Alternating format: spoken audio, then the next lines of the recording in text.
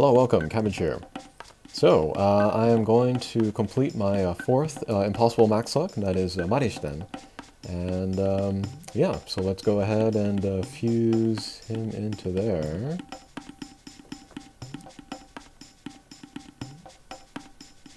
Yes. Yeah, I was very much looking forward to this guy, but we got a few left over. There we go. Yeah, he looks really cool, and he's got lots of kind of unique abilities, so one of my favorite characters, for sure. Alright, I always get the Mega Fusion on these for some reason. And there we go, yay. Yeah, I don't know, for whatever reason, a lot of these Impossibles, they're all becoming Max Lucks within like a week of each other. It's just the way that it turned out, but it's kind of funny. Alright. So, let's have a look at his stats and abilities. Alrighty, there they are. And then his stats, they're fine for a drop monster. His HP is a little bit on the low side, I would say. But that is covered by his Recovery S, which he has on the gauge. And yeah, this is pretty great. If you hit all of your guys, you can restore maybe 20% of your hit points. And before I got my first Marishin, I was very worried about the speed of the gauge. Because extreme drop monsters with Recovery S on the gauge have a very, very fast gauge. And I don't even bother playing with those characters. But I used Marishten, and then his gauge is about as fast as many other Impossible monsters. So that was a relief. Yeah, a little bit on the fast side, but not too fast. Yeah, attack is good, speed is good, and then he's got that very nice double null ability of Minesweeper and Null Warp. And not very many drop monsters have this combination at all. And then if they do have a combination like this, it's usually a Flight and Null Warp. So this is a very kind of a precious skill set. That makes Marishten pretty unique.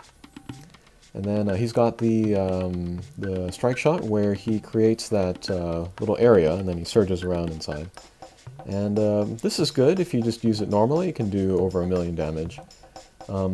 But if you wanted to use it to set up for hit stops, then it can do the ultimate in damage, more than most other strike shots.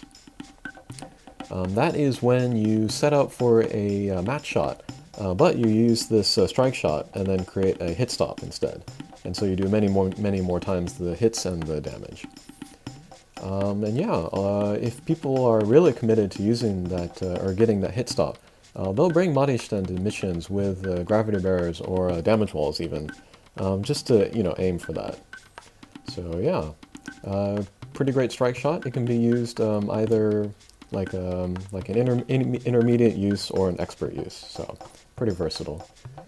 And then finally, he's got the Cross Laser XL bump combo, which isn't super exciting, but does do a lot of damage. So yeah, nothing bad about Marishten. Maybe his HP is a little bit low, but again, he has the recovery to take care of that. Alrighty. And then, to talk about missions that he is good for, Marishten has one of the best impossible viabilities of other impossible monsters. He can go to the most, maybe the third or fourth most of any impossible monster, so he's pretty great there. I'm looking at my list, and he can go to Izanagi, Daikokuten. Later he'll be able to go to Yamato Takeru 0 and Izanagi 0. And then Doom, that first anime impossible monster. And then it does say that he can go to Nirai Kanai, which is the water colossal mission.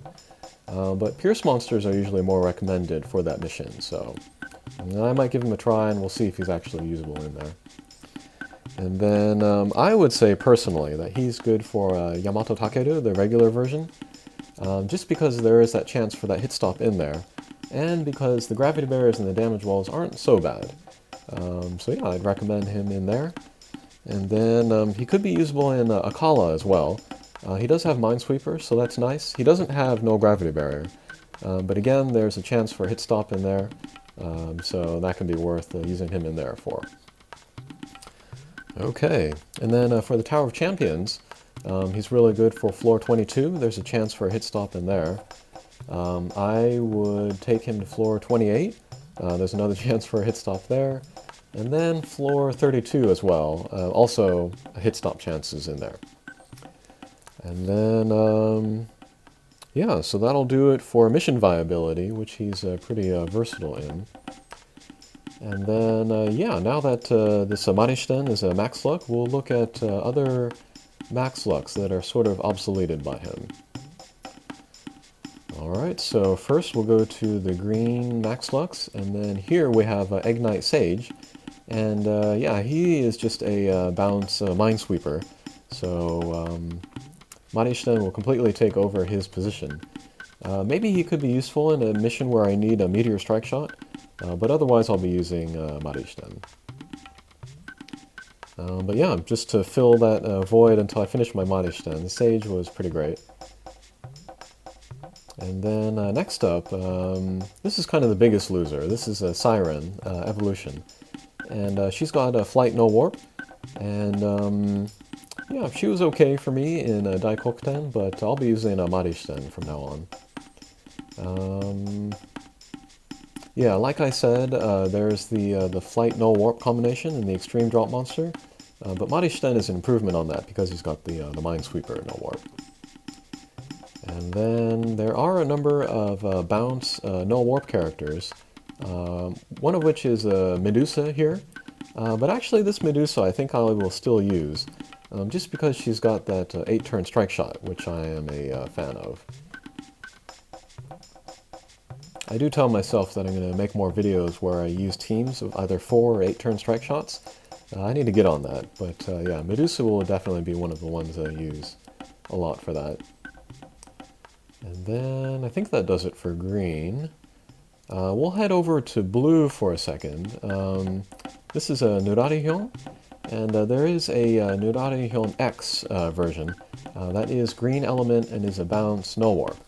And although Deity Slayer is pretty great, I'm probably going to stop using Nurari-hyon X in favor of Marishten. And then finally, we will move over to Light Element.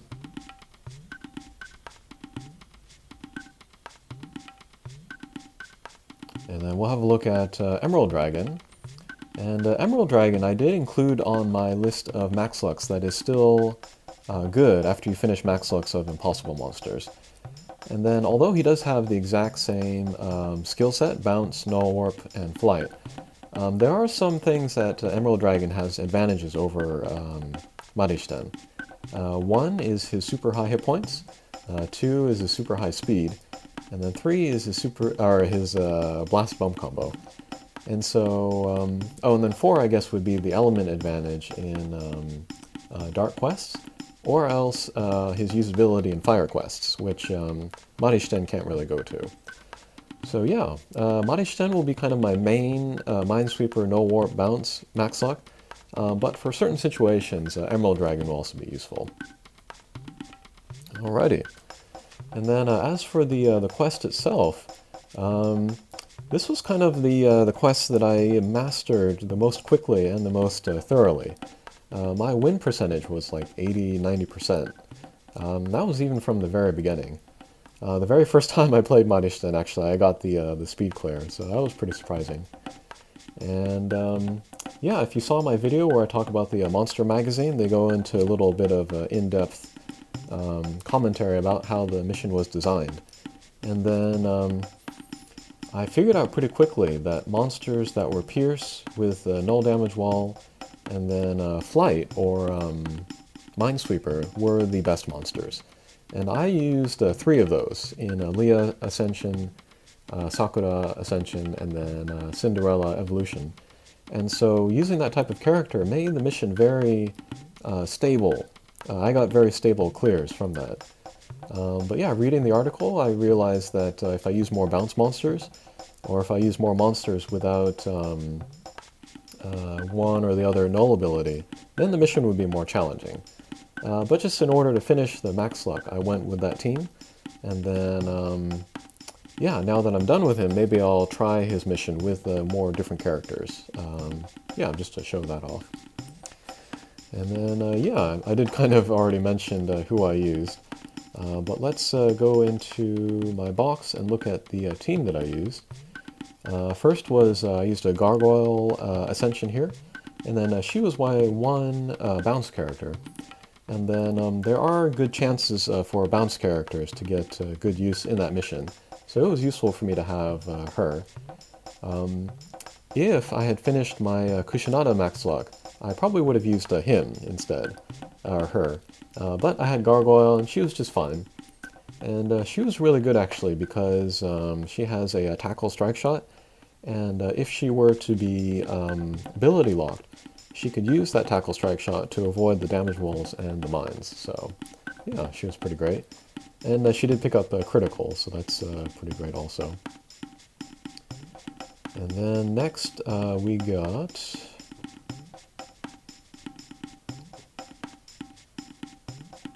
Alright.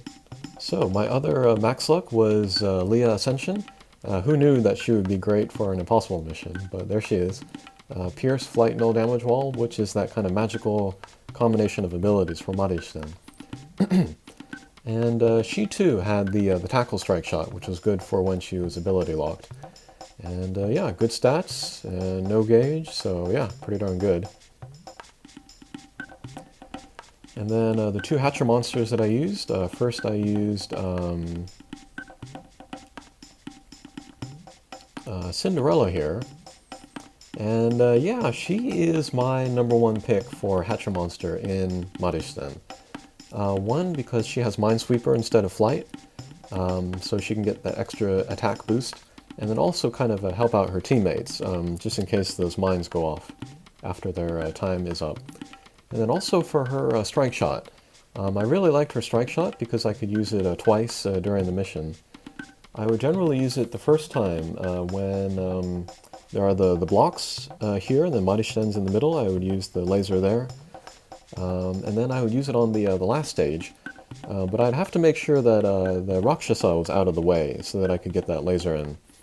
And then because the homing shots are also very powerful, I would try to use it once I get rid of some of the little guys around so that more of the homing shots would go into the boss. But yeah, Cinderella was pretty great for me there.